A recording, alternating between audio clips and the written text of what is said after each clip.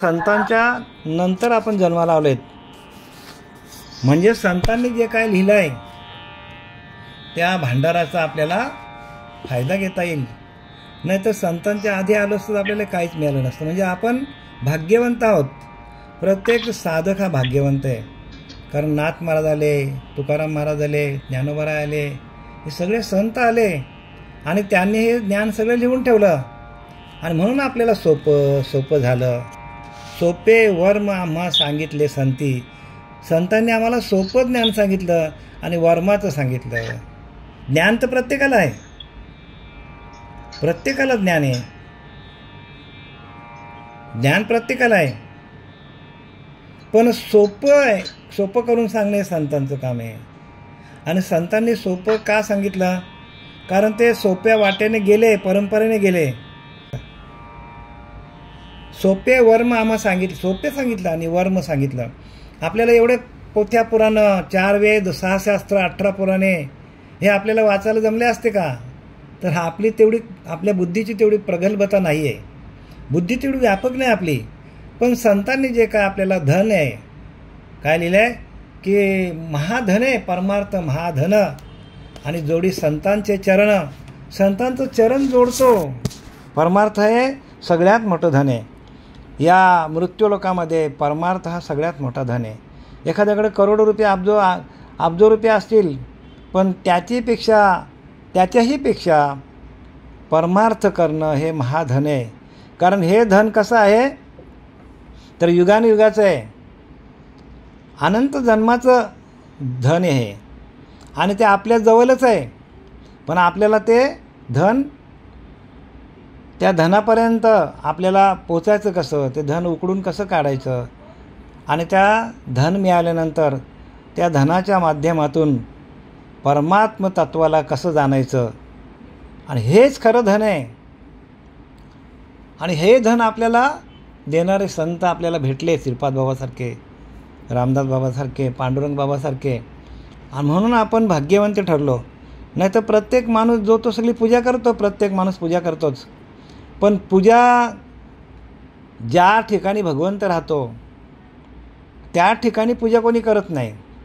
भगवंताचं वास्तव्य कुठे आहे तर हृदयस्तु नारायण. नारायण कुठे राहतो? हृदयामध्ये. पण हृदयामध्ये भजन कोणी करतच नाही. सगळे लोक मूर्त्या पूजा करतात, कोणी तीर्थाला जातात, कोणी यज्ञ करतात, कोणी हवन करतात, पण ज्या जागेवर भगवंत आहे त्या जागेवर पूजा कोणीच करत नाही. जिथं वस्तू ठेवलेली आहे तिथं कोणी शोधत नाही आणि अखंड जग फिरत बसतात माणसं. आणि म्हणून संतांनी लिहिला, भेटेल त्यासी. देव पाहावाय निघाला, आपण देव असताना आपण देवाला बघायला बाहेर निघालो आहे. भेटेल का आपल्याला? सांगा केव्हा भेटेल त्याची? भेटेल का आपल्याला? भेटणारच नाही ना देव. आपण परमात्मा स्वरूप असताना आपण परमात्म्याला शोधत निघालो बाहेर. आणि तो हाय ठेवा आपल्याजवळच. जवली ठेवणे चुकले, दारोदारी हिंडू लागले, अज्ञानास न करे देव कुठे. रामदास स्वामींनी लिहिलं आहे, जवली ठेवणे चुकले, दारोदारी हिंडू लागले. ह्या तीर्थाला जा, त्या तीर्थाला जा, आणि जवळ आहे आणि जवळची ठेव आहे. आणि ती ठेव तुम्हाला दाखवणारा सद्गुरू जोपर्यंत मिळत नाही, म्हणून गुरु दाविली या वाटा. गुरु जोपर्यंत आपला वाट दाखवत नाही तोपर्यंत आपल्याला ती वाट मिळणार नाही. इथं लिहिलं की नाही, रामाशी राम ठाऊक असता तर का शरण जाता वशिष्ठा. प्रत्यक्ष भगवान राम आले, पण तेही वशिष्ठांना शरण गेले का? कारण त्यांच्या अंतरात्म्याची ओळख घेण्यासाठी गुरुलाच शरण जावं लागतो. ऐका जनार्दनी, गुरुच देव, येथे नाही बा संदेह. जनाबाई म्हणतो, देव आहे, देव आहे, हृदय मंदिरी शोधून पाहे. बघा किती स्पष्ट लिहिलं आहे. सगळे संत आहेत ते पंढरीचे. मुक्ताबाई, जनाबाई, सगळ्यांनी हेच सांगितलं आहे, देव आहे, देव आहे, हृदय मंदिरी शोधून पाहे. हृदयरूपी मंदिरामध्ये भगवंत आहे. आणि किती अनेक जन्म गेले आपले, पण आपण हृदयामध्ये भगवंताचं भजन करतच नाही हो. आणि हीच तर आपली मोठी आपली गोची आहे. आणि कोणी सांगणारा भेटत नाही. जैसा उसात हो साखर, जैसी उसात हो साखर, तैसा देहात हो ईश्वर. कुठे आहे? जशी उसामध्ये साखर आहे तशी देहात हो ईश्वर. तसा आपल्या देहाच्या म्हणजे शरीरामध्ये ईश्वर आहे. जैसी उसात हो साखर, तैसा देहात हो ईश्वर. जैसी दुधात हो लोणी, दुधामध्ये लोणी की नाही, तैसा देही चक्रपाणी. बघा किती स्पष्ट लिहिले. देव देहात देहात का हो जाता तुम्ही राहुलात. कशाला देव मंदिरात जाता. देव देहात हो देहात का हो जाता तुम्ही देवळात. कशाला देवळात जाता. आणि हा देवळातला या शरीररूपी देहामध्ये आपण आलो आहे, शरीराच्या गावाला, आणि शरीररूपी मंदिरामध्ये आपण आलो आहे, आणि शरीररूपी मंदिरातला भगवंत आपल्याला दिसत नाही. याला कारण आपल्याला सद्गुरू तसा मिळत नाही. असा महात्मा भेटला पाहिजे. आणि तसा महात्मा एकदा भेटला आणि आपल्या जीवशिवाचा ऐक्य करून दिला. कारण जीवशिवाय ऐक्य करी तो सद्गुरू. रामदास स्वामींनी व्याख्या केली आहे, जीवशिवाय ऐक्य करी तो सद्गुरू. जीवाचा आणि शिवाचा, जीवाला शिवाची भेट करून देणारा तो गुरु आहे, तो सद्गुरू आहे. आणि बाकी लोक सांगतात हे मूर्त्यांची पूजा करा, ह्या म्हणतात त्याला काय फोटोंची पूजा करा, तीर्थाला जा, ह्या मंदिरात जा, त्या मंदिरात जा, ह्या देवाची पूजा करा, हवन करा, यज्ञ करा, असं सांगतात हो. पण खरा म्हणजे काय, खरा गुरु कोण आहे तर जीव शिवाय ऐक्य करी तो सद्गुरू. जीवाची आणि शिवाची भेट करून देतो त्याला सद्गुरू म्हणतात. आणि जो जीव शिवाचं ऐक्य करून देत नाही ते गुरु आहे ते हो. पण ते गुरु पाहिलीचे 50 मिळते आपल्याला, पण त्याचा काही फायदा होणार नाही. आणि म्हणून गुरुला शरण कशासाठी जायचं तर आपल्याच जीवाची, आपल्याच शिवाशी, आपल्या जीवाला आपल्या आत्मस्वरूपाशी एकरूप करून देण्याची जी प्रक्रिया आहे, जी पद्धत आहे, जी सिस्टम आहे, जी टेक्निक आहे, ती टेक्निक कोणाला माहीत नाही जगामध्ये. आणि ती टेक्निक सांगणारे सद्गुरू आपले श्रीपाद बाबा, रामदास बाबा, पांडुरंग बाबा, नाना बाबा हे सगळे आले आणि दारोदारी गेले, हिंडले आणि लोकांकडे ते अनुग्रह दिला. आणि अनुग्रहाच्या माध्यमातून या सगळ्या संतांनी, या आधुनिक संत आहेत, ह्या संतांनी जे आपल्या याच्या अगोदर जे संत आले ज्ञानोबा तुकोबा यांच्या पावलावर पाऊल ठेवून लोकांमध्ये गेले आणि लोकांना घरोघरी जाऊन त्याने ध्यानाला बसवलं आणि त्या प्रक्रिया त्यांनी दाखवून दिल्या. आणि प्रक्रियेच्या माध्यमातून अष्टसात्विक भावातून भगवंताची भेट करून दिली. आणि म्हणून आपल्याला हा जो संप्रदाय आपला आनंद संप्रदाय, आणि लोकांना आनंद मिळत गेला, याच्यामध्ये हृदयामध्ये आनंद मिळत गेला, अंतःकरणामध्ये आनंद मिळत गेला.